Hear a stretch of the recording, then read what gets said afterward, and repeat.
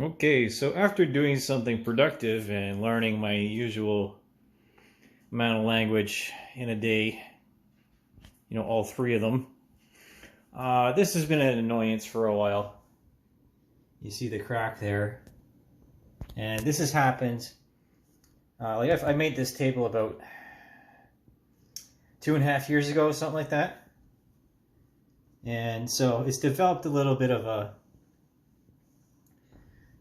humidity crack here because of the expansion and contraction of this maple. And well, this is more a piece of art, and artwork has mistakes in it. That's what makes it human. And this was my very first live edge table, so you can see all these cut marks were an attempt to deal with the warping of this leaf, that part of the tree where it splits from the main part of the trunk here, and into another part of the tree itself.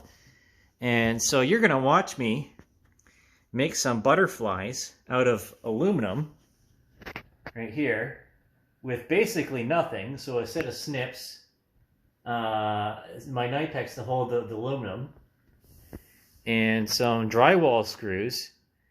And when I say nothing, I say that with some relativity, having bought a nice package here. It was a really good deal. And I couldn't have done anything that I did in Kelowna without KBC tools. Honestly, thank you so much. And we're gonna use, don't mind my breakfast, and use my Dremel to soften things up. And that's how I'm going to do it. So, being an aircraft mechanic, I'm just going to do whatever the hell I want. And this is my scale from my toolbox. So as you can see, us aircraft mechanics, we deal in hundredths. We don't do 64ths or 32nds or 16ths or 8ths, right?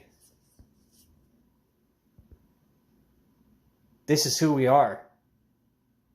So I'll see you in a second here after I finish doing the layout and scheming up how far away and whatnot I want the bow ties to be. Because, normally with woodworking, as I've watched in the videos, somebody would route and then sink the bow tie into the two pieces. But I'm not going to do that because I'm not a woodworker. I'm a sheet metal worker, and I'll do as I damn please. Okay, so what I got set up here is a number 13 drill bit. Okay, for this sheet metal screw, or not sheet metal, this drywall screw. And this is how you set one up. Because obviously the spring is going to happen when you go to push it in. And this screw I selected because of the depth. Right, as you can see, it doesn't go all the way through, because I'm smart like that. And yeah. I don't mind that it's, it's not a very nice screw, but that's the point. That's the point of the whole thing, is the fact that I made this desk all by myself, without assistance. Anyway, getting past the microaggressions. So there's my marks. And I'm going to flip this over. And I'm going to drill it.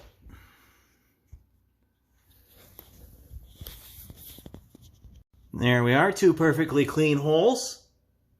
Because I'm a freaking aircraft mechanic. Let's not forget that. I'll become an aerospace engineer later. But as it stands, those holes are better drilled than half the people that work on sheet metal right now. I guarantee it. Okay, so we got a bit on-the-fly engineering going on here, and I took those plugs, the drywall plugs, and stuffed them in there.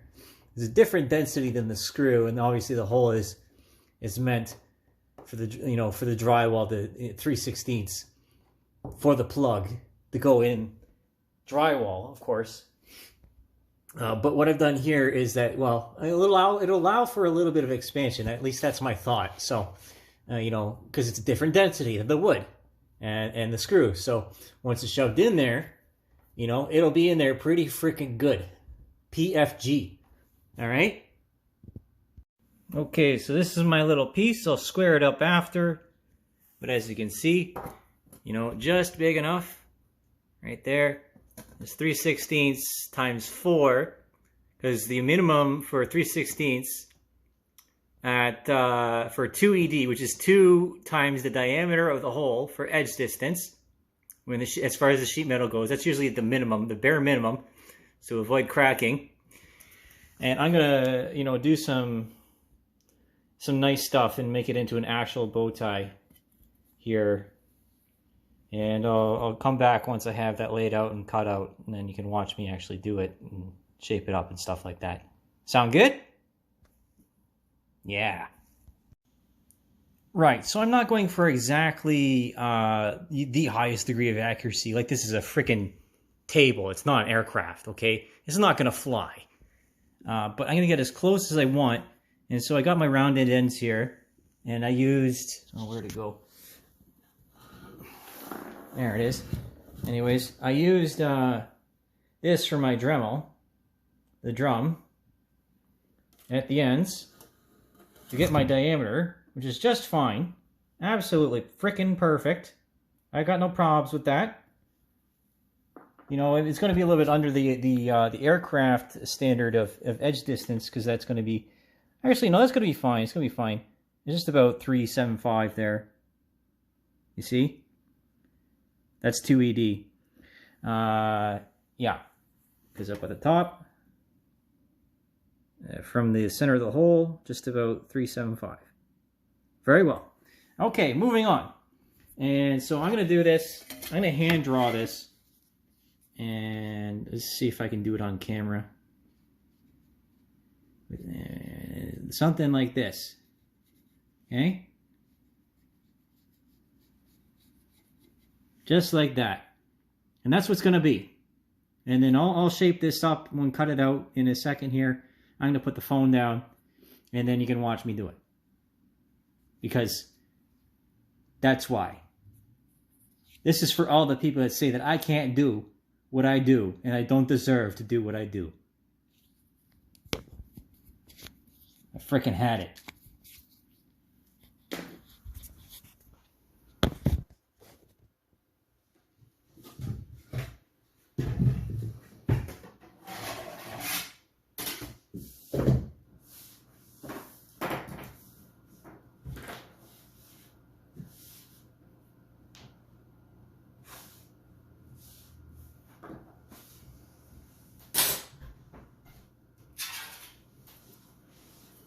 So there we are with our snips.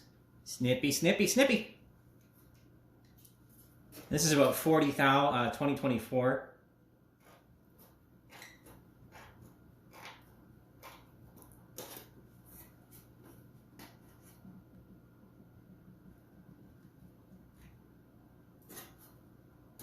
And obviously my strength training has really helped. Okay, I'm gonna need a different set of snips. We're gonna cut this differently, like so. I don't even mind if I bend this, but normally I'd be a little bit more careful. Here, stay in the camera, stay on target.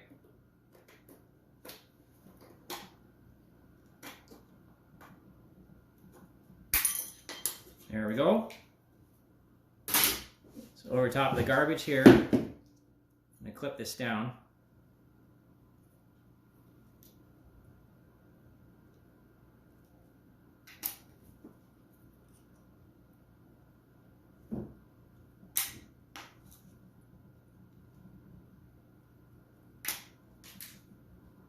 It flies all over the place. Alright. And then I'll probably do this. This is a technique.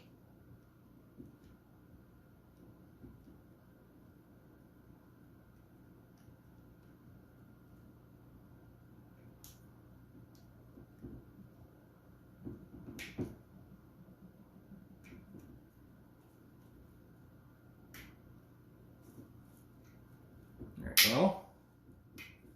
There we go.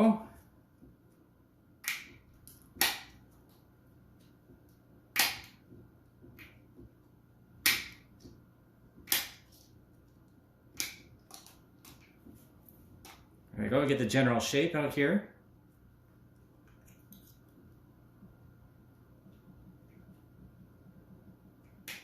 So consider this my audition, because, like, what else am I going to do with all this time that I have on my hands right now?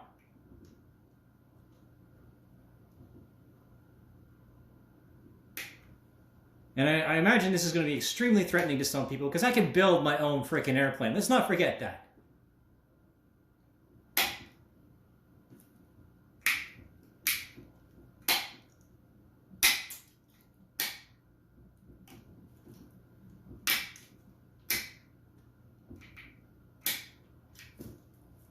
There we go.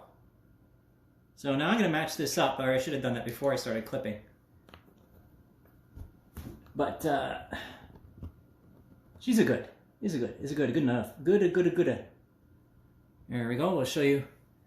Flip this over. We're in the general vicinity where it needs to be, and it's screwed, so you know it'll be fine.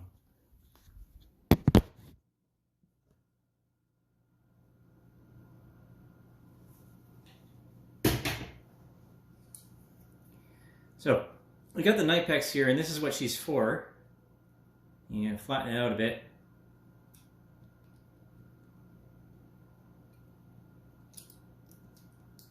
And Knipex come in real handy with aviation for a lot of different things, like squeezing in rivets in certain places where the squeezer can't go. And, you know, if I seem like I'm quick to anger, and you know, that's a sign of psychopathy. But I ain't quick to anger because of psychopathy, I tell you that much. I wasn't born this way.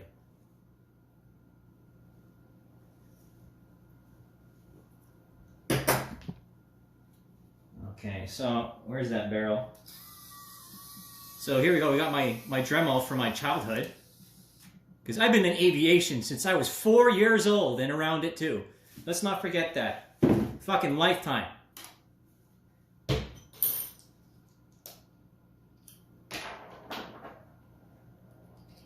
My inspiration to get into aviation was because of one of my best friends, Kalen. And his father was an airline pilot for a Canadian when it was still around.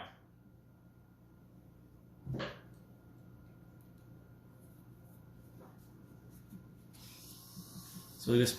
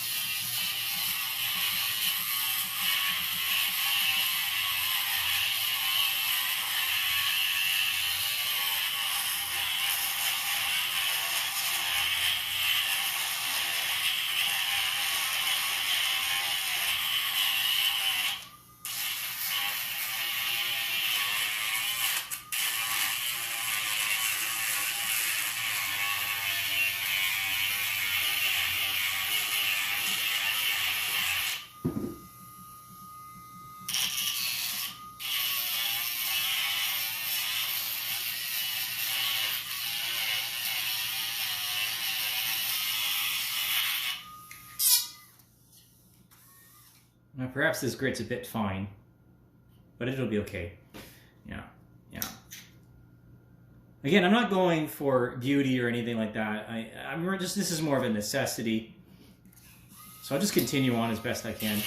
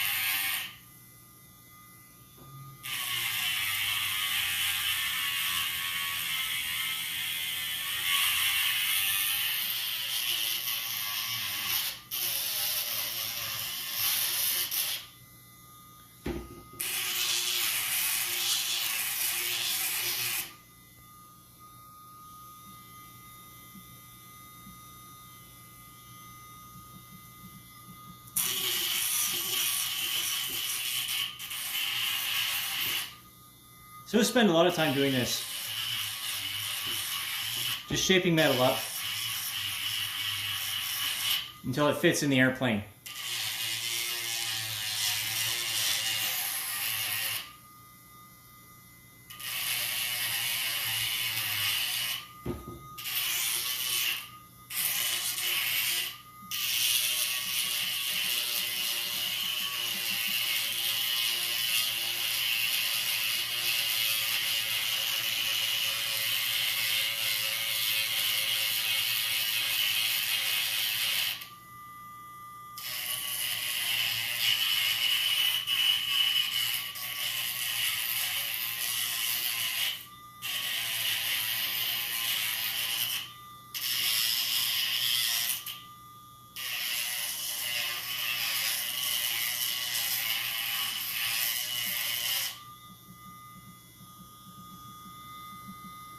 You know what? I'm going to get myself a hand file, and then I'm going to work this a little bit more. But that's going to take some more time than you might want. So I'll come back when that's finished. Okay, there we go. So that's the semi-finished product. And I already have it driven in a little bit here. You know, see there. And so now, yeah, obviously, okay, so right there. Right there. That shows you how accurate I can be. Because it takes one skilled mofo to work on airplanes. You know that? If you didn't know that, you know that now. And we deserve better. I'm going to let you watch me put this in here. The second one. And again, look at the accuracy here. I drilled the holes separately than I did the holes in the table itself.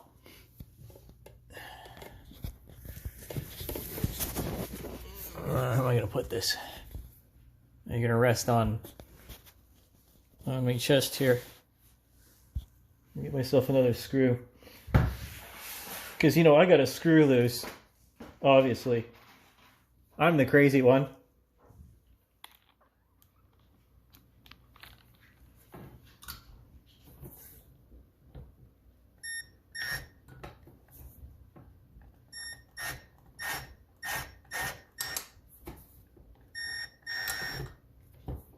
Bit difficult.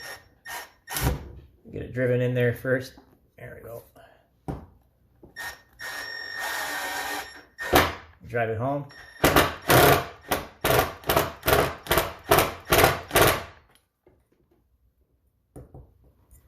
The other side will drive that home a bit more.